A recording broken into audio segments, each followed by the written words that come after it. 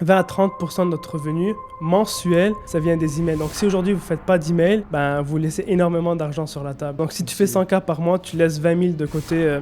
Avec un collaborateur, on s'est posé la question en fait de se dire comment est-ce qu'on peut continuer à aller chercher de l'argent sans avoir les ads, tu vois. On a fait une séquence email ultra poussée, ça nous a permis d'aller chercher 200 000 euros. Les gens pensent que emailing, c'est toujours faire des offres, des promotions, des réductions, des lancements. Et ça, c'est la mauvaise façon de le faire. Comment on le fait avec les emails, c'est... Chaque jour, on parle plus de notre offre que la plupart des gens qui ont peur parce qu'ils ont peur d'avoir des désabonnés. Si aujourd'hui, t'as pas récolté des emails, t'as plus rien. Ouais, les emails aujourd'hui, c'est à toi, tu vois. C'est 20-30% de nos ventes. Donc si vous faites 100 000 euros, je vous laisse faire le calcul. Hello à tous, bienvenue Joseph, ravi d'être avec toi dans ce deuxième épisode où l'idée dans Scaling Circle c'est de pouvoir aborder deux sujets aujourd'hui. Donc le premier sujet, ça va être un sujet qui va être sur la partie marketing. On voulait apporter du concret dans ce podcast et rentrer directement dans le vif du sujet. Donc sur la partie marketing, après on abordera un sujet aussi sur la partie vente. Je pensais démarrer directement. Ouais, pas de blabla, on rentre directement dans le vif du sujet. On est chaud, on a la forme aujourd'hui, voilà. On va direct au but. Ouais. Donc un sujet que je voulais t'aborder directement, Joseph, et une question que je voulais te poser. Alors il y en a plein de sujets finalement au niveau du marketing. Maintenant, je sais que souvent, on va être dans comment aller chercher plus de prospects, comment aller chercher plus de leads. Donc, cette partie acquisition, c'est pas un sujet que je voulais parler aujourd'hui. Ça va être plus sur comment optimiser finalement ta base existante. Si aujourd'hui vous avez déjà 5 000, 10 000 et plus, en termes d'email, finalement ce serait comment aujourd'hui est-ce que tu construirais une stratégie emailing pour aller chercher du coup plus de résultats. Et peut-être aussi une deuxième question à une. Pourquoi c'est important aujourd'hui justement d'avoir une bonne stratégie emailing et pas juste seulement être dans l'acquisition? Ouais, dans l'acquisition. De un, ça je pense que tout le monde l'a remarqué. Donc si aujourd'hui vous êtes coach, formateur et vous plafonnez à 10, 20, 30K par mois, dépenser plus en publicité, c'est pas vraiment la réponse pour faire plus d'argent, tu vois. Il faut regarder aussi ce qu'il y a dans le back-end, c'est-à-dire ta liste email. Et aujourd'hui, on a tous remarqué, les pubs, ça devient de plus en plus cher et les gens sont beaucoup plus sceptiques. Donc, comment faire pour contrer ça et rassurer les gens qui rentrent dans ton écosystème? C'est l'emailing. Et la première chose que, là, je vous entends déjà venir, c'est « Ouais, l'emailing, ça va faire fuir les gens,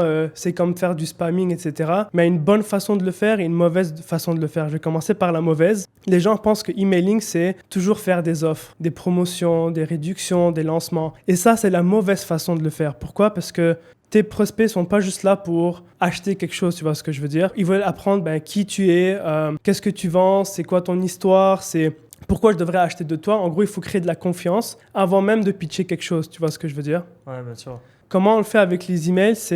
On va souvent raconter des histoires. En tout cas, ça, c'est ma façon préférée de le faire. Il y a plusieurs façons de le faire. Première chose, c'est souvent contrer une fausse croyance. Donc, comment tu peux faire ça? C'est en racontant une histoire. Et moi, quand je rédigeais des emails pour les copywriters, maintenant c'est Lise. Lise a fait un très bon job avec les emails. C'est raconter des histoires. Pourquoi? Parce que ça passe sous le radar de vente. Et quand tu racontes des histoires, de un, c'est divertissant. Et aussi, le but d'une histoire, c'est de faire passer quelqu'un à l'action. Comment? En créant des émotions. Et aujourd'hui, tu me disais, ouais, j'étais en train de lire les emails de Dan Henry. Et à chaque fois, dans ces emails, il y a une histoire et ça pète une objection et j'ai envie de passer à l'action sans même qu'ils me disent « achète mon produit », tu vois. Ouais, c'est incroyable. Ouais. C'est pour ça que j'adore créer des histoires. Et avec Benoît, on l'a remarqué avec notre entreprise, 20 à 30% de notre revenu mensuel, ça vient des emails. Donc si aujourd'hui vous ne faites pas d'emails, vous laissez énormément d'argent sur la table. Okay. Ça, c'est un des points. De manière directe, là, si aujourd'hui tu ne fais pas d'emails, tu laisses sur la table 20 à 30% de ton chiffre d'affaires, quoi. Ouais, voilà. Donc si tu fais 100K par mois, tu laisses 20 000 de côté. Ça dort dans ta liste, tu vois. Donc comment faire pour l'activer? C'est en envoyant des emails, des newsletters, etc. Mais d'une bonne façon, en racontant des histoires, en apportant de la valeur, en envoyant sur ta chaîne YouTube. Donc principalement, là, toi en tout cas, je sais qu'il y a plusieurs types d'emails, effectivement. Ouais, il y a plusieurs types d'emails. Donc principalement, toi, s'il devait y avoir ton top 3 d'emails que tu préfères, ou top 2 peut-être, le premier, ça serait les histoires. Les histoires, ouais. Les histoires. Ça crée une forte connexion émotionnelle avec le prospect. Il te fait beaucoup plus confiance, c'est divertissant. Ils vont ouvrir tes emails de plus en plus parce que qui aime pas écouter une bonne histoire, tu vois. Histoire. Et donc, juste, je me permets, tu vois, sur ça, bonne histoire, désolé, je te coupe parce que c'est hyper intéressant. Je sais pas si tu peux y répondre. Là, je te prends un peu direct du sujet, mais parce que je sais que tu t'es fait accompagner aussi, on en parlait tout à l'heure en venant au studio, que tu t'es fait accompagner aussi pour raconter justement des bonnes histoires ou autres. Si tu pouvais partager à ceux qui nous écoutent, ce serait quoi, comment tu construis une bonne histoire, tu vois, si tu avais un peu quelques étapes. Un framework. Tu vois, un framework pour construire en tout cas une histoire qui va être impactante, si ça te vient. Je vais vous expliquer comment créer une histoire. Disons, vous faites des VSL. Comment créer une bonne histoire pour créer une certaine connexion émotionnelle avec l'audience et les faire passer à l'action. Il y a plusieurs choses qui sont importantes. De un, c'est divisé en 6 étapes. La première étape, c'est avoir ton héros de l'histoire. L'héros de l'histoire doit être identique au prospect. Qu'est-ce que je veux dire par là? Ça veut dire qu'il doit avoir les mêmes peurs internes, les mêmes peurs externes, les mêmes types d'objectifs. Et quand tu racontes ton histoire et que l'héros passe à travers les mêmes obstacles, les mêmes peurs internes que ton prospect pourra s'identifier à ton héros et ça va créer une connexion émotionnelle. Il va se dire, si lui, il est capable de passer à travers tous ces obstacles-là, alors moi aussi, je suis capable parce qu'il est exactement comme moi. Tu vois, donc la première chose, c'est avoir un héros qui a les mêmes peurs externes, qui passe à travers les mêmes... Et où tu te reconnais, où ton prospect se reconnaît à travers lui, quoi. Exactement, ouais. Ensuite, la deuxième étape, c'est... Il a une mise en situation, il n'aime pas sa vie, il veut sortir de sa vie. Par exemple, moi, quand je travaillais dans mon ancien job, j'ai détesté mon job et je voulais lancer un business en ligne, mais je ne savais pas quoi faire. J'avais un objectif. Donc ça, c'est la mise en situation. Il faut créer de l'empathie et tout pour que justement le lecteur puisse aimer encore plus ton héros. Il va se mettre de son côté, il ne va pas le voir comme un ennemi. Tu vois, quelqu'un qui essaie de me vendre quelque chose. Ensuite, il va avoir un déclic. Ça, on appelle ça la nouvelle opportunité, ou sinon en anglais, c'est crisis. Donc, il va arriver quelque chose de précis, à un moment précis, qui va faire en sorte que l'héros voudra changer de situation. Donc, dans mon cas, à moi, j'étais en train de scroller sur Facebook et j'ai vu un de mes amis qui avait un business en ligne. Il avait dit, ouais, je viens de faire mon premier $1 million en ligne. Et là, je me dis, mais merde, je le connais, lui, il n'est pas plus intelligent que moi et moi, je suis en train de travailler, tu vois. Donc, ce post-là sur Facebook m'a donné le déclic de vouloir changer de vie. Là, je me suis dit, OK, je vais aller chercher en ligne. J'ai un objectif à atteindre. Disons, je vais remplacer mon salaire $2 000, $3 000 par mois. Là, j'ai un certain objectif. J'ai un plan d'action. Donc, qu'est-ce que je vais mettre en place pour pouvoir atteindre mon objectif? Et souvent, ce plan d'action-là va être le même que celui de ton prospect. Tu vois ce que je veux dire? Ouais, je vois. Donc là, tu vas te lancer et à travers l'aventure de l'héros, qui va atteindre son objectif, il va rencontrer plusieurs obstacles. Ces obstacles-là, encore une fois, vont être identiques à celui de ton prospect. Comme je le dis, parce que quand il va voir qu'il arrive à surmonter les mêmes obstacles, il va se dire, OK, si lui était capable de surmonter les obstacles, moi aussi, je peux le faire.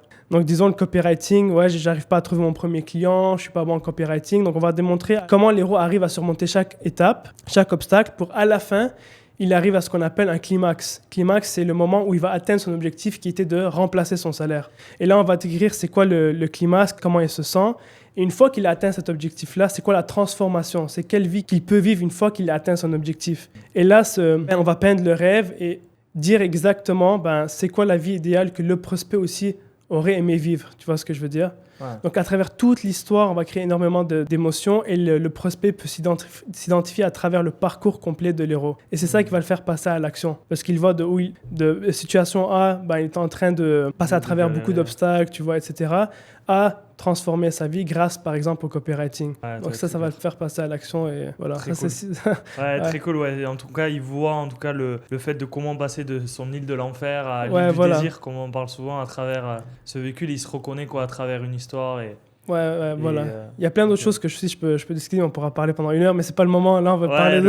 Mais en tout cas, c'est l'essentiel, ouais. Les frameworks, ça, c'est l'essentiel, ouais. Donc, je t'avais coupé. Donc, ça, c'est la première chose. Gmail et les histoires. Ouais. Donc, ça, c'est ton, on va dire, favori. Deuxième, peut-être, petit Gmail que tu verrais qui sont intéressants à apporter. C'est soulever des croyances communes. Genre des fausses croyances. Et là, tu vas te dire, ouais, mais il n'y a pas de la valeur dedans, il faut que je donne énormément de valeur. Mais en vrai, la valeur se fait à travers surmonter les fausses croyances. Ouais. Quand ton prospect va se dire, OK, si elle a été capable de le faire, alors moi aussi je suis capable de le faire, ça va créer un déclic chez lui. Et il va se dire, OK, alors là, je pourrais passer à l'action, tu vois ce que je veux dire? Ouais, bien sûr. Quand tu surmontes une fausse croyance, pour moi, c'est donner de la valeur parce que tu arries à péter le schéma de pensée de la personne. Ouais. Dire, ça fait 10 ans que je pense ça, ça fait 10 ans que je pense que la Terre est plate et finalement elle est ronde. Désolé pour tous les platistes qui nous regardent. Mais non, mais clairement, ça, je pense effectivement ça crée un déclic et ça crée aussi une posture une figure d'autorité chez nous. Donc email storytelling, email surmonter une fausse croyance commune et ensuite email basique qui envoie vers une vidéo YouTube. Parce que là, tu vas créer plus de confiance, il y aura de la valeur dans la vidéo YouTube, etc. Donc ça, c'est mes emails préférés. Ouais. Et après, de temps en temps aussi, je sais qu'il y a on a des emails, je sais qu'il y a des call to action pour les renvoyer justement vers vidéo YouTube, pour book a call, ce genre de choses. C'est quoi un peu, justement, je suis curieux sur ça, J'en profite, hein. Moi aussi comme ça j'apprends. Mais la structure un peu que tu dirais en termes d'équilibre entre, tu sais, il y en a par exemple, ils parlent de 95% de valeur, tu vois, au niveau des emails, Ouais. où je casse des croyances, etc. Et 5% de call to action. D'autres, il y en a, ils sont à 50-50. Il y a des Américains, peut-être même, ils sont à Plus, ouais. 20-80, je sais pas. Toi, de ce qu'on a pu tester, peut-être même ce que nous, on teste au sein de nos business, ce C'est serait quoi le quoi, bon tu vois, le ratio? conseil, le bon ratio selon toi, même s'il n'y a pas de vérité, je pense, mais bon, Ouais. voilà. Mais déjà là, quand je raconte des histoires, je mets toujours un appel à l'action. Parce que dans mon histoire, il y aura toujours une leçon qui va être liée à mon sujet principal ou à mes thématiques, disons le copywriting. Et à la fin de l'histoire, je vais mettre un call to action. Si toi aussi tu veux X, Y, Z, ben clique ici pour déposer ta candidature, tu vois. Donc je Ouais. dirais 98% contenu et 2% call to action. Et pareil pour les emails fausses de croyance. Tu vas démonter la fausse croyance et à la fin, tu vas faire un call to action aussi. Ouais, Tu vois. donc tu apportes de la valeur, mais derrière, il y a quand même un call to action. Toujours. Parce Ouais. que tu as de la certitude qu'on peut les aider. Ça, je pense, c'est un sujet qui est intéressant. C'est ce que je vois, les personnes qui stagnent à 10, 15, 20, 30 cas aussi par mois, ou moins, ou peut-être des fois un peu plus, c'est qu'ils ne font pas assez de call to action, à mon sens. Parce qu'ils ont peur. Parce qu'ils ont peur. Ils ont peur d'embêter leur audience. Mais à mon sens, si aujourd'hui, en fait, on te dit pas que tu fais trop de market, ben, c'est que tu n'en fais pas assez, quoi, à mon sens. Donc, il faut que les gens te disent, OK, C'est là, tellement vrai. limite, c'est trop, et que tu aies des premiers retours en mode nous, par exemple, on a beaucoup ça avec Max Piccinini, où tu sais, on est très. Max, il n'hésite pas, et c'est une de ses forces, je pense, c'est qu'il fait plus, en fait. Il partage plus son offre, en fait, chaque semaine, chaque jour. On partage plus notre offre, on parle plus de notre offre que la plupart des gens qui ont peur parce que ils ont peur de D'avoir des vexer désabonnés. leur audience, d'avoir des désabonnés ou autre. Ouais, je pense parce que les gens associent call to action à vente et vente, c'est mal vu, tu vois. Ouais.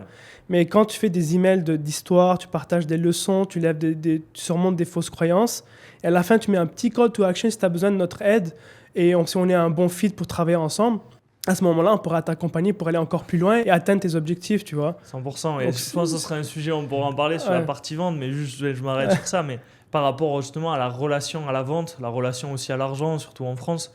Mais aujourd'hui, à mon sens, si tu as de la certitude que ton offre elle peut aider ton prospect, à mon sens, c'est un devoir moral aujourd'hui De la vendre, ouais.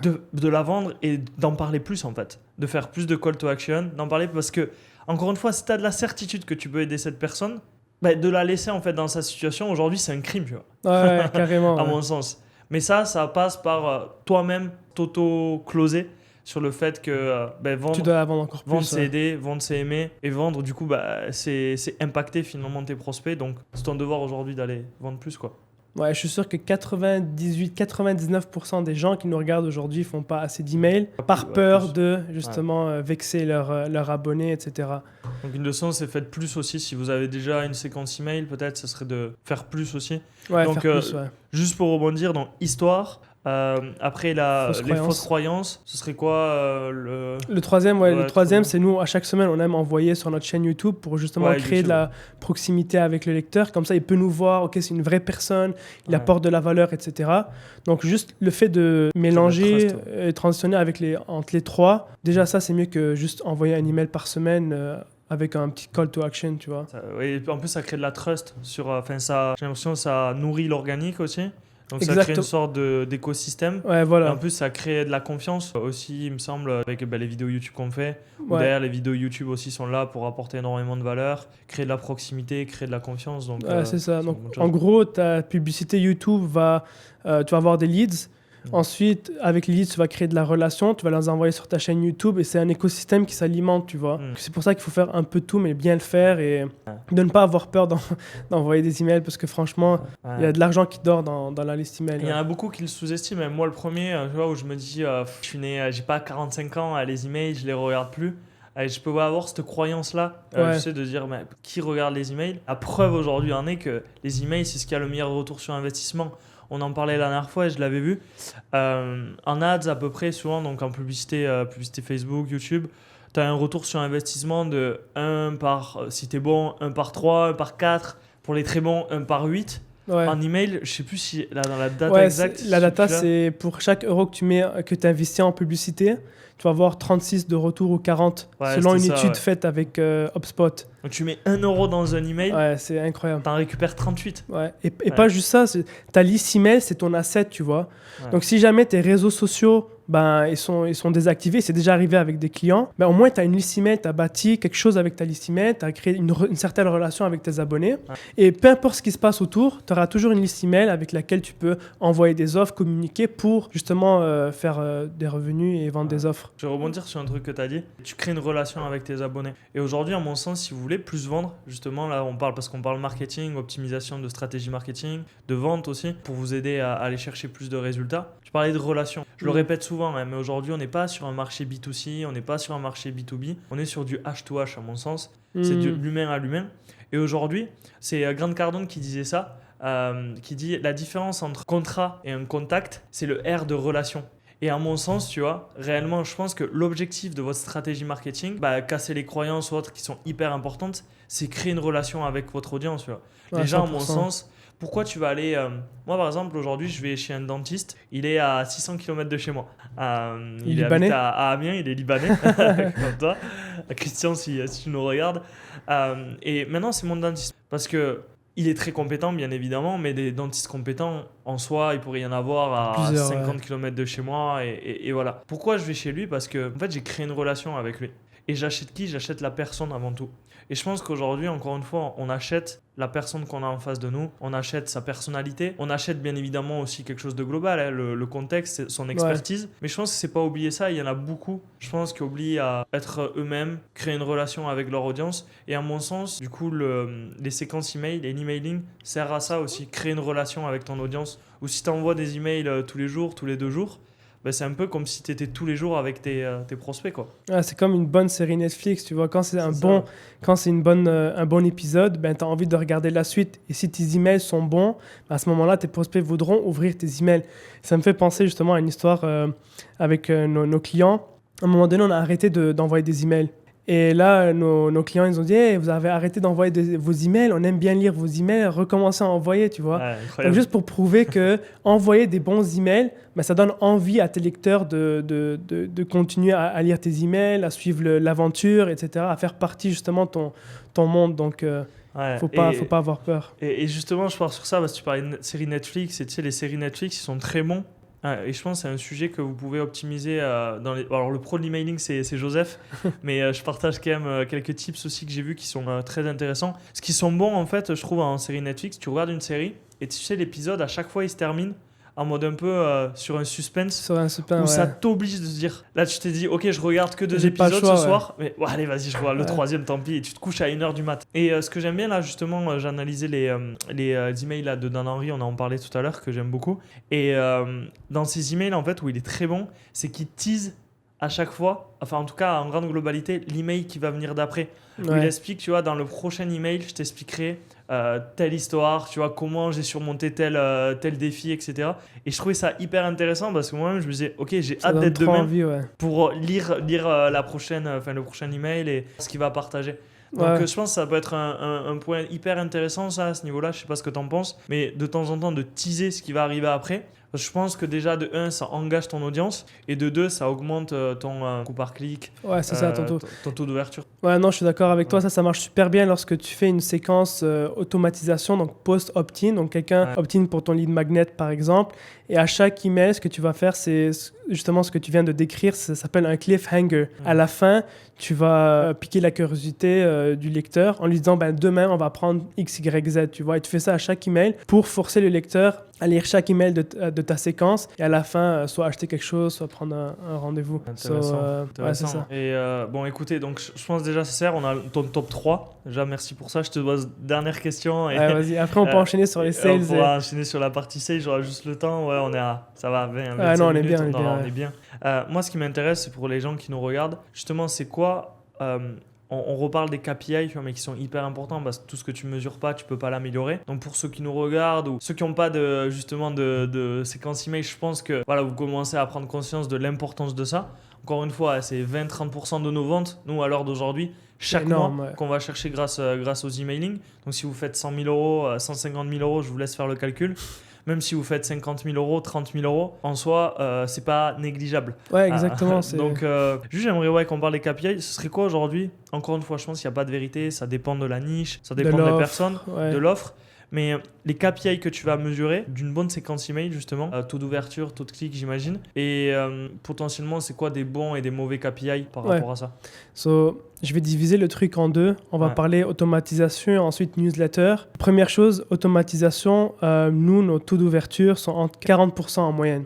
Pourquoi? Parce que le lead, il vient de rentrer dans ton écosystème, c'est nouveau, tu vois, donc le taux d'ouverture va être beaucoup plus élevé. Le taux d'ouverture le plus élevé, c'est l'email de bienvenue. Donc nous, ce qu'on aime faire maintenant, on vient de le changer justement avec l'équipe. Dans l'email de bienvenue, on va créer énormément de confiance, crédibilité, tu vois, pour rassurer la personne et leur montrer justement qu'on est crédible pour lui montrer X, Y, Z. Okay? Et aussi, souvent, on va aussi les renvoyer sur la chaîne YouTube pour créer justement de la confiance avec lui, etc. Ensuite, au niveau du CTR, donc du click-through rate. En français, je sais pas, j'ai de la misère à traduire. Pour adresser taux de clic. Le taux de clic pour la séquence automatique, c'est 2 à 3%. On a un email, on envoie la personne sur une démonstration, genre les coulisses de Copy Mastery, les coulisses de Scaling Circle. Cet email-là a un taux de clic, si je ne me trompe pas, entre 5 et 10%. Tu vois ce que je veux dire? Donc ça dépend de l'objectif de l'email, vers où tu les envoies et aussi si le trafic est froid ou chaud. Il y a plusieurs variables. Ouais, il y a plusieurs variables. Mais pour une séquence automatique, nous, ce qu'on voit en moyenne, c'est 40% taux d'ouverture et taux de clic, on tourne autour des 2-4%. Et newsletter, taux d'ouverture, là, je peux en parler pendant longtemps, mais en moyenne, en général, si tu es en bas de 20%, il y a quelque chose qui ne va pas. Soit ton taux de livrabilité est mauvais, c'est-à-dire que ça tombe dans la boîte spam ou boîte promotion de ton lecteur, soit ton sujet est pourri. Donc, il faut que tu optimises les deux. Et taux de clic, en moyenne, 1% sur une liste qui est froide, tu vois, qui vient des ads, de la publicité. Organique peut avoir un taux de clic, taux d'ouverture beaucoup plus élevé parce que c'est une audience qui te connaît, etc. Mais des pubs, ça tourne aux alentours de 20%. Et si tu le fais bien, tu peux monter à 35-40%. Tu travailles sur le taux de délivrabilité, etc. Mais en gros, c'est ça les KPI. Ouais. Ok, ouais, hyper intéressant. Et d'où l'importance, à mon sens, chaque semaine, je parle souvent de l'effet cumulé et d'améliorer de 1% chaque chose. Parce que, juste je prends un exemple, mais imaginez aujourd'hui, vous ne faites pas d'email. Hein. Vous vous mettez à faire des emails. Chaque semaine, par exemple, il y a 1000 personnes, juste on va dire, déjà qui ouvrent votre email. Parce que vous avez une base de données de justement, disons 10 000. On va dire 10 000. Donc si ou tu as 5 000, excuse-moi. 5 000, si tu as, comment tu disais, 20%, 1000, c'est 20%. 20% qui vont regarder, donc 1000. 1000 personnes. Si tu as un taux de clic après derrière de 1%, 2% même, 2%, allez, on va dire. Disons, ouais. 2%, ça va faire 20 personnes, tu vois, qui vont cliquer. Derrière, ça t'amène des rendez-vous, quoi. Mais ça, chaque jour, quoi. Donc d'où l'importance. Mais si tu passes par exemple de 50 qui est une bonne stade, mais supposons que c'était à 30, que tu passes à 35%, derrière, l'augmentation des rendez-vous, il est significatif, tu vois, chaque semaine. Quoi, en fait. Donc l'impact est énorme, quoi. Au niveau de la fréquence, du coup, ce serait plus quoi que tu conseillerais? Les emails? Ouais, les emails. Alors nous, on envoie un email par jour. À chaque fois que je dis ça à nos clients, ils sont un peu choqués. Ouais. Mais si vous ne faites pas d'email, c'est bien de commencer au moins 3 emails par semaine à 4 emails par semaine. Ouais. Et de là, vous checkez un peu le feedback de votre audience, les data, les KPI et savoir aussi quel email fonctionne le mieux. Dans notre cas, nous, les emails témoignages, c'est ça qui convertit le mieux. C'est Lise d'ailleurs qui nous l'a dit cette semaine. C'est elle qui s'occupe de la newsletter. Donc email témoignage, c'est ça qui fonctionne le mieux pour nous en termes de revenus par email. Ok, donc on peut checker aussi. Donc, ouais. Voilà, ouais. Donc c'est top parce que tu peux A/B tester, faire pas mal de tests. Ouais, il y a plein de choses que tu peux faire. Et même pour augmenter le taux d'ouverture, c'est un autre écosystème, il y a plein de méthodes. Mais si je donne 3 trucs rapidement, c'est dans le sujet de ne pas mettre d'emoji. Dans le corps de l'email, de ne pas mettre d'emoji. Éviter les mots spam. Donc, vous pouvez faire une recherche sur Google, taper mots spam email. Vous allez avoir une liste de mots spam. Et aussi, le ratio entre copie et image doit être 80-20. Donc, 80 copies et 20% image. Et à ce moment-là, ton email va tomber là, majoritairement du temps, dans la boîte primaire du lecteur. C'est ça qui est le plus important. Non, hyper intéressant. Et clairement, juste pour terminer, pour moi, c'est un point hyper important, mais clairement, l'email est sous-coté, quoi. Vraiment. Donc, si vous le regardez, c'est un dernier point, mais mettez en place une séquence email. Moi-même, je pense que je le sous-coté vraiment de base. J'ai déjà eu une expérience en fait avec un des collaborateurs sur pourquoi aussi, encore une fois, et je terminerai sur ça, sur pourquoi l'email est important aujourd'hui. Déjà, c'est de récolter des emails au départ dans votre funnel. Je pense que la plupart vous le faites, mais si vous le faites pas, optimisez ça. Et réellement, ayez un KPI chaque semaine de se dire, ok, cette semaine, on veut récolter tant d'emails. parce que derrière, on va l'exploiter, on peut aller chercher 20 à 30% du coût du chiffre. Mais l'emailing aussi, à mon sens, c'est un patrimoine que tu gardes, qui aujourd'hui, tes réseaux sociaux, si aujourd'hui, c'est déjà arrivé une très bonne amie à moi qui, du jour au lendemain, s'est fait cut son Instagram. Ouais. Elle avait 400 000 abonnés, elle se l'est fait cut. Heureusement pour elle, elle a réussi à le récupérer. Mais pendant 2 semaines, 3 semaines, elle n'avait plus Instagram. Mais elle aurait pu ne jamais plus le récupérer. Si aujourd'hui, tu n'as pas récolté des emails, tu n'as plus rien. Ouais, les emails, aujourd'hui, c'est à toi. Tu vois. C'est un patrimoine, à mon sens, que tu peux exploiter.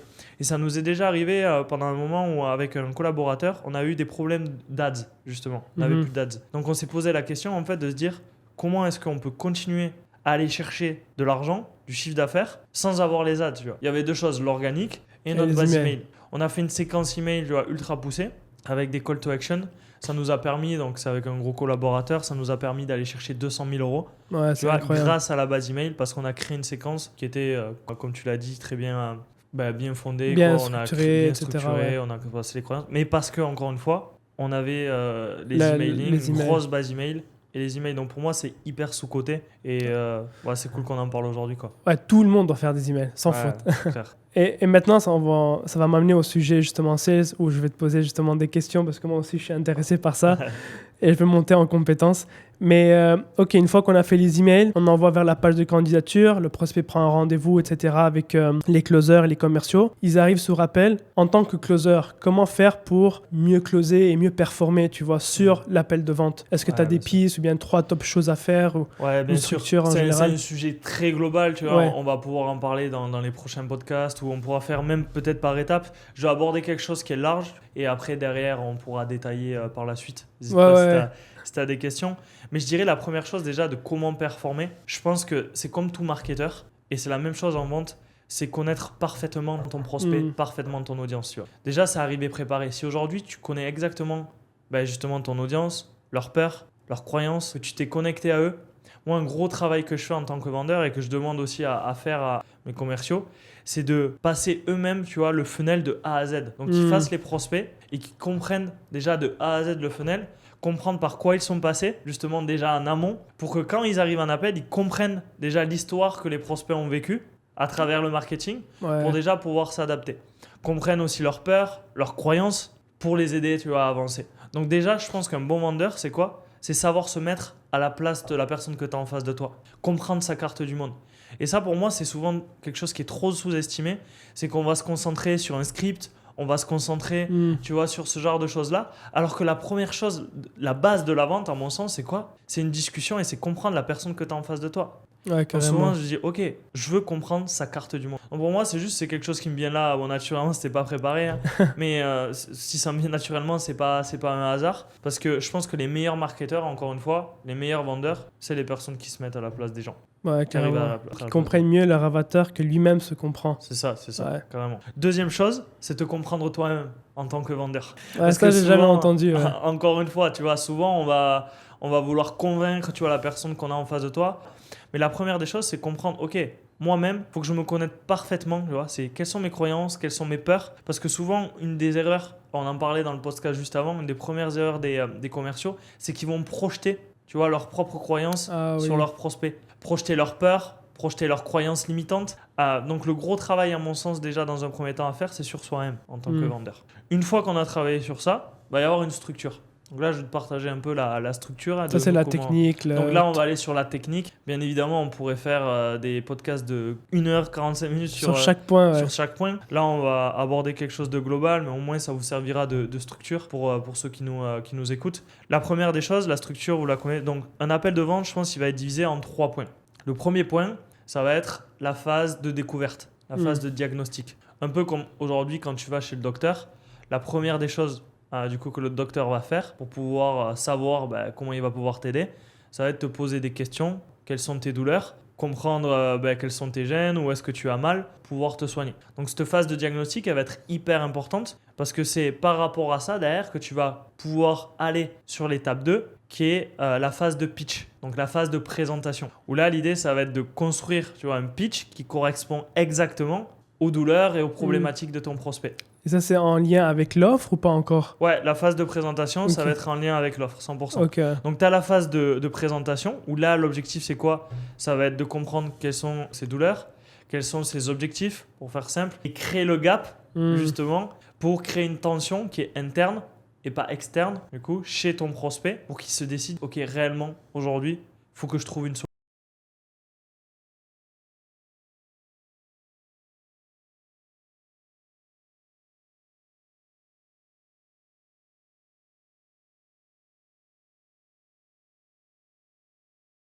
C'est de trouver ces deux extrémités et après derrière créer un gap entre les deux en allant aussi sur l'inaction et sur l'identité. Nous avec Tommy, voilà, on a vraiment une méthodologie, on va dire, qu'on appelle VDI au carré, vision, douleur, inaction, identité. On va checker la vision, la douleur de notre prospect, l'inaction. Donc combien ça lui coûte aujourd'hui de continuer à faire les mêmes choses. Donc là, on va aller encore une fois sur combien ça coûte. Et combien souvent, il perd, les gens, justement, combien ils perdent. s'il reste dans sa position. Ouais, 100%. Et l'identité. En gros, l'identité, c'est quoi? C'est tout le long de l'appel. Mhm. L'idée, ça va être de reframer notre prospect sur la nouvelle identité qu'il doit acheter, la nouvelle personne qu'il doit acheter pour aller chercher des résultats différents et du coup pouvoir avancer. Et ça, l'identité, ça, je l'avais jamais entendu dans le passé. Et ça, c'est super puissant. Donc ça, comment tu peux expliquer, comment tu peux faire passer quelqu'un d'une identité à une autre à travers un appel de vente? Parce que je pense que c'est quand même un point assez intéressant. Et même moi, je suis curieux de savoir ouais, bien sûr, un exemple concret, rapide. Et pour moi, c'est un point hyper important, encore une fois, parce qu'il y a deux types de ventes. Il y a des ventes transactionnelles. Exemple, tu vas acheter une voiture, c'est transactionnel, tu achètes un produit. Et il y a des ventes transformationnelles. Nous, aujourd'hui, sur le coaching, la vente d'infoprenariat ou autre, on est sur des ventes qui sont transformationnelles. Ouais. Donc, qui dit transformationnel dit qu'il faut avoir aussi dans ton appel une transformation chez ton prospect pour qu'il achète du coup des résultats différents. Donc, comment on va créer ça souvent? Ça va être de pointer du doigt aujourd'hui avec ton prospect, l'amener à prendre conscience de qu'est-ce qui le sépare en fait, son identité, tu vois, actuelle de son identité future. Donc une question par exemple qui est ultra puissante que j'ai imposée, c'est je me demande, tu vois, Joseph, prospect Joseph, mais aujourd'hui à combien tu es aligné entre le potentiel que tu sens que tu as au fond de toi et tes résultats actuels? Ah, ça c'est fort ça. Donc déjà, l'idée à travers cette question-là, et je vais le faire dans mon intonation aujourd'hui, juste je me demande, mais je vais le répéter, mais à combien tu es aligné aujourd'hui entre tes résultats actuels et le potentiel que tu sens que tu as au fond de toi? 5, 6. 5, 6, ouais. Ok, comment tu te sens par rapport à ça? 5, 6, on va dire que c'est une note qui est assez, on va dire c'est neutre. Ouais. Qu'est-ce que tu ressens au fond de toi par rapport à ça? Je sais que je peux faire plus dans la vie et tout, mais je me sens bloqué et voilà, quoi, je veux passer à l'étape supérieure, mais je suis bloqué où je suis. Ça va faire depuis combien de temps que tu te sens bloqué justement là? Presque 2 ans. Ça commence à faire? Ouais, d'accord. 2 ans, ouais. Là, je fais rapide et on va pas rentrer sur un roleplay global, mais qu'est-ce que je fais là? L'idée, c'est quoi? C'est déjà de lui faire prendre conscience de sa situation actuelle. Aujourd'hui, tu vois, Joseph, tu es aligné à 5 tu vois, sur 10 par rapport à ce que tu veux aller chercher. Donc, tu vois, là, c'est ton identité d'aujourd'hui. Aujourd'hui, si on doit la noter, elle est à 5 sur 10 aujourd'hui. Donc, déjà, là, ce que je fais, c'est après, derrière, je vais sur... Ça va faire depuis combien de temps que tu as 5 sur 10 ouais. Donc là, on le relie aussi à de l'émotionnel. Donc, c'est en mode, ok, 2 ans, 3 ans, ça commence à faire long. Trop long, ouais. Donc déjà, tu vois, on va mettre un peu un cadre, tu vois, à ce niveau-là. Et après, donc, on va avancer dans l'appel. Et quand on va aller checker la vision, juste, je vais poser la question de... Juste, tu vois, je me demande, Joseph, on a parlé de là où tu en es aujourd'hui. Maintenant, ce que j'aimerais savoir, c'est là où tu veux aller. Aujourd'hui, ça serait qui le Joseph qui a 10 sur 10, tu vois? Qu'est-ce qu'il fait? Quel résultat il a? Donc là, ce que je veux, c'est quoi? C'est qu'on va le projeter sur sa vision, sur les objectifs qu'il veut aller chercher. Une fois qu'on a le Joseph à 5 sur 10, une fois qu'on a le Joseph à 10 sur 10, ce qu'on va faire, c'est des techniques un peu de faire de PNL. C'est un peu le mettre en position méta. Tu sais, on prend un peu la personne et on la met, au lieu de la mettre actrice, on la met un peu plus spectatrice, un peu chef d'orchestre. Et juste, si je prends le Joseph qui est à 5 sur 10 et le Joseph à 10 sur 10, que je les mets juste à côté, juste me demande, mais qu'est-ce qui vous sépare selon toi? C'est une bonne question. Passer à l'action, avoir la bonne personne qui va me guider vers où je veux aller, une méthode en particulier. Donc là, ce qu'on fait, c'est pas moi qui lui dis, ok, là, faut que tu te fasses accompagner, faut que tu passes à l'action, faut que tu arrêtes de te raconter une histoire de merde à propos des emailing. C'est pas moi qui lui dis ça, je l'amène à travers mes questions à ce que lui-même, tu vois, à ce que toi-même, là, tu te dises, ok, j'ai envie, je dois changer des choses. Donc la question, tu vois, aujourd'hui, Joseph, c'est quelles croyances tu dois mettre de côté pour aller chercher ce niveau supérieur? Quelles croyances, quelles peurs, quelles actions, tu vois, tu dois mettre de côté ou tu dois faire aujourd'hui Ouais, c'est dur à dire parce que là, je suis pas je suis pas l'ancien non, Joseph, mais j'imagine que c'est... Et derrière, tu vois, le prospect va répondre et va questionner. Ouais. Donc, tu procrastiner, etc. Là, on va checker, tu vois, cette identité indirectement. Donc ça, c'est un des premiers points. On peut créer le gap, tu vois, et confronter, on va dire, et mettre face à face le Joseph à 5 sur 10, du Joseph à 10 sur 10, et que lui-même, tu vois, prenne conscience des choses qui doivent changer. Donc ça, c'est première des choses. Deuxième chose que j'aime bien aussi, c'est du coup l'amener aussi, mettre des étiquettes. En PNL, tu vois, on amène ça. Donc c'est mettre des étiquettes sur la personne pour lui montrer qu'il est intelligent, qu'il est fort, qu'il est beau, que c'est une personne qui passe à l'action. Donc un truc tout simple, par exemple, quand les personnes prennent un rendez-vous le dimanche avec moi, je vais mettre une étiquette de dire hey, ravi de pouvoir échanger avec toi, surtout un dimanche. Ça se voit que tu es une personne qui est motivée aujourd'hui et félicitations pour ça. Il n'y a pas tout le monde aujourd'hui qui prend des rendez-vous le dimanche, donc déjà félicitations pour ça. Merci Alex. Ce que je fais indirectement, c'est quoi? C'est que je dis avec plaisir. Ce que je fais indirectement, c'est quoi? Tu vois, je te mets une étiquette sur le fait que tu es une personne, tu vois, qui passe à l'action, qui est motivée. Et indirectement, en fait, l'humain n'aime pas se contredire. Donc, en début d'appel, je t'ai dit que tu étais une personne qui passe à l'action, qui est motivée. Ah, c'est donc, fort, derrière, ça. après, par la suite, vu qu'on m'a mis, tu vois, l'étiquette de je suis un entrepreneur qui passe à l'action, qui est motivé, derrière, j'ai pas trop envie de me contredire, en fait. Ouais, c'est ton ego qui rentre en jeu C'est et ça. tout. Ouais. C'est comme une VSL, mais en... C'est ça. C'est incroyable. Donc tu mets des étiquettes en fait tout le long un peu de l'appel pour planter des graines et lui vendre indirectement que lui-même s'achète cette nouvelle identité en mode je passe à l'action, j'ai déjà investi en moi, j'ai déjà eu des peurs dans le passé que j'ai confrontées. Tu vois, et je suis quand même passé à l'action. Ouais. Tu vois, donc je vais anticiper un peu, tu vois, c'est quoi justement toutes les objections, toutes les peurs. Pour encore une fois, comme une vaisselle, comme tu dis, c'est transformer des croyances limitantes en croyances aidantes.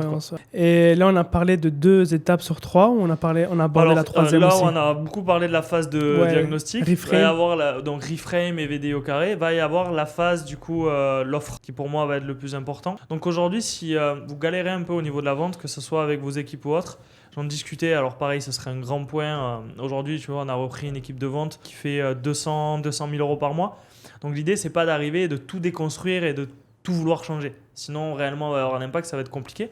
Donc, il y a plusieurs étapes. Je ne pourrais pas les aborder à ce niveau-là. Mais dans le management, en fait, à mon sens, si tu veux tout améliorer en même temps, ça va être compliqué. Donc, pour moi, là, sur quoi on travaille et le plus gros levier que tu peux avoir, à mon sens, si tu galères un peu au niveau de tes ventes, c'est d'avoir ces 3 phases et c'est auto-évaluer.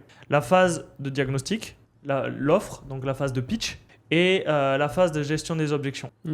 Déjà, le point, c'est de t'auto-évaluer, de dire, OK, sur une échelle à 10, où est-ce que je me situe? Et après, qu'est-ce que je veux optimiser? À mon sens, celle qui va être la plus facile à améliorer aujourd'hui, ça va être ton offre, la phase d'offre. Pourquoi? Donc, comment est-ce que tu partages ton offre? Parce que si tu le scriptes aujourd'hui, si tu construis bien ton prospect, si tu comprends bien ton prospect, la phase d'objection, personne n'est très à l'aise aujourd'hui si tu es en vente. Tu vois, il y a une gap qui est gros. Donc réellement, c'est là où il peut y avoir un gros quick win. Par contre, pour masteriser ça et pour devenir un expert en phase d'objection, ça va être beaucoup plus dur à mon sens, tu vois, que la phase de présentation ou la phase du coup de découverte. Okay. Pour moi, une des premières choses que je verrais, c'est comment est-ce que tu peux avoir une phase de présentation qui est beaucoup mieux structurée. Souvent, les phases d'offres sont pas bien structurées. Et ça, en fait, ce que je veux dire par là, pourquoi c'est plus facile? Parce que tu peux un peu plus le copywriter aussi en amont. Tu vois, pour déjà avoir une bonne base et après, bien évidemment, t'adapter à ton prospect. Donc, une offre, ce que je pourrais vous partager peut-être, c'est comment on structure une offre et on pourra terminer sur ça, à mon sens. Va y avoir plusieurs étapes. Première étape qu'il faut comprendre, c'est que je pitch jamais 2 fois de la même façon. Ça, donc, on a une structure, bien évidemment, qu'on va suivre. Maintenant, moi, une question que je me pose toujours avant de pitcher mon offre, donc d'aller sur la phase de présentation, c'est qu'est-ce que mon prospect a besoin d'entendre aujourd'hui? S'il y avait une chose que mon prospect a besoin d'entendre aujourd'hui pour acheter, ça serait quoi? Ça, je me le pose dans ma tête, tu vois, cette question-là, par rapport à la phase de diagnostic. Parce qu'encore une fois, dans ma phase d'offre, je dois lui présenter ce qu'il veut entendre, tu vois, pour pouvoir acheter. Et en arrière, derrière, on lui délivrera ce qu'il a besoin. Ce qu'il a besoin, ouais. Mais c'est pour ça que je me pose cette question-là de s'il y avait une chose que mon prospect devait entendre pour passer à l'action, ça serait quoi? Ça va m'aider à structurer, à mettre un gros focus sur ça. Maintenant, comment je vais structurer mon offre? On a créé pareil un frame avec Tommy qui s'appelle PTRP. Donc là, je dis PTRP, c'est quoi? DRI au carré. VDI au carré, PTRP. C'est quoi ces gars? Mais en tout cas, ça facilite pour retenir. PTRP, alors le P, ça va être de problème. T de transformation, R de résultat et P de preuve sociale. Donc la première des choses, c'est quoi? C'est qu'on va construire notre offre souvent en 3 piliers. On va avoir 3 piliers, donc c'est un pitch transformationnel. Pilier numéro 1, pilier numéro 2, pilier numéro 3. Où à chaque fois, le prospect, il voit, OK, je passe de là à là, tu vois, de cette problématique-là, de là à ce résultat-là. Puis de cette problématique-là, de ce résultat-là. Donc, il voit vraiment de comment passer de l'île de l'enfer à l'île du désir, tu vois, on en parlait tout à l'heure. À chaque fois, il va y avoir ces 3 piliers et sur ces 3 piliers, il y aura ce truc de PTRP. Donc, problème. On va reprendre le problème de la personne, donc problème tangible qui nous a partagé durant l'appel et problème du coup émotionnel. Ok. Donc tout à l'heure, justement, tu me disais que tu avais une liste email de 5000 personnes aujourd'hui, mais finalement que tu avais 0 résultat, que tu ne l'exploitais pas et que tu avais des résultats en dents de scie qui t'amenaient du coup à avoir du mal un peu des fois à dormir le soir. Donc là, je reprends problème tangible. Il a une liste email, mais il n'arrive pas à avoir de résultats. Et je vais derrière sur un problème qui est émotionnel. Tu as du mal à dormir le soir. Donc la première des choses qu'on va travailler dans le T de transformation, ça va être le pilier numéro 1 qui est, là vous donnez un nom à votre pilier qui est Boost Email. Tu vois peu importe. On va travailler sur cette base email justement, donc construire une séquence qu'on a pu aborder tout à l'heure en construisant des histoires, créant une relation pour derrière du coup aller chercher résultats tangibles, résultats émotionnels. Aller chercher jusqu'à 20 à 30% de résultats aujourd'hui sur ta base email. Donc, aller chercher plus de 20 à 30% de résultats sur ton chiffre d'affaires, ce qui va te permettre d'avoir beaucoup plus de prédictibilité aussi, être beaucoup plus serein. Et parce mieux que dormir. tu sais qu'à chaque fois que tu investis 1 euro dans la machine, sur un email, tu en récupères en moyenne 10, 15, 20, 30, 50 si tu es un génie du marketing. T'es bon, ouais. Donc, tu vois, problème, transformation, résultat. Et la dernière chose, c'est preuve. Preuve sociale. Comme on a pu faire avec Jean-Jacques, qui nous avait rejoint il y a 2 ans, où on a revu son adresse email et qui a augmenté de plus 20% son chiffre d'affaires. Donc, c'est comme ça que tu construis un pitch à chaque pilier pour créer cette transformation-là. C'est clair pour toi ? 100%, ouais. Voilà. Et dernière chose, tu vois, que j'ai vu qui est hyper intéressant, c'est de les amener aussi à voir, donc vous pourrez rajouter ça, c'est le coût De l'inaction. pour eux, le coût de l'inaction pour eux de ne pas mettre ça en place. Parce que souvent, encore une fois, les gens vont plus être attirés sur la peur de perdre plus que la peur de gagner. Tu connais souvent cette étude, mais si des gens, on leur dit OK, on te donne 100 un ticket, tu vois, où tu peux mettre $100, tu as 90% de chance, tu vois, d'aller gagner. Et de l'autre côté, tu vois, on te dit c'est 50 €, mais tu as seulement 20% de chance d'échouer. Ils vont plus prioriser ça. Donc, ouais, il y a eu plein d'études sur ça. Je me suis mal exprimé sur ça, ouais, sur non, l'étude. Mais ce que tu voulais expliquer, c'est les gens sont beaucoup plus motivés de passer à l'action par peur de perdre quelque chose ça, et de rester dans leur situation actuelle. Il y a eu plein d'études qui ont prouvé ça, justement. Et ça aussi, tu le mets dans ton pitch de l'offre. Nous aussi, dans la VSL, on l'inclut aussi à la fin pour créer de l'urgence. C'est ça, c'est leur montrer le coût en fait, de ne pas avoir ça en place. Quoi. Tu vois, par exemple, les emails, le coût de ne pas avoir une bonne stratégie emailing, le coût de ne pas avoir un pitch qui est bien présenté en mode PTRP. Combien ça leur coûte aujourd'hui en termes d'argent de ne pas avoir ça en place. Ouais, voilà, combien de deals tu perds à chaque fois, le fait de ne pas avoir un bon pitch structuré, etc. Exactement. Donc, franchement, c'était cool. Là, ça va passer super rapidement. Ça fait déjà presque 1 heure qu'on part. Si vous avez aimé ça, likez la vidéo, mettez en commentaire ce que vous en pensez et aussi quel sujet vous voulez qu'on aborde, Alex et moi, dans les prochains épisodes. Et ça nous fera un plaisir de faire ça. Ouais, 100%, c'était un plaisir. Et comme vous pouvez voir, on a beaucoup de sujets à aborder. Et là, on se retient. Donc là, je pense prochaine fois, il faudrait prendre pour 2 heures, 3 heures et juste discuter sans arrêt. Je pense que ça va être super intéressant. Un jour, on le fera, une masterclass de 3 heures. Ouais, c'est ça, voilà. Ok, bon, à la prochaine.